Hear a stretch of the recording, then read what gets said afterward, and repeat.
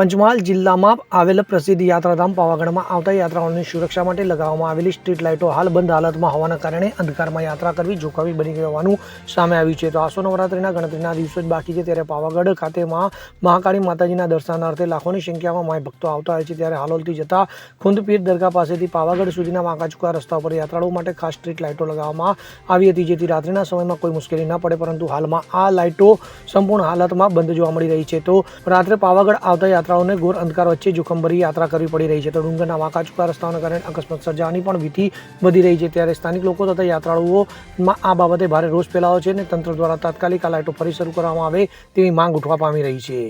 કિરણ ગોયલ સાથે CN24 news, Halol. હવે જુઓ દેશ દુનિયાની તમામ ખબરો તમારી આંગળીના ટેરવે. ઉઠાવો મોબાઈલ અને Google Play Store પરથી ડાઉનલોડ કરો અમારી CN24 ન્યૂઝ મોબાઈલ એપ.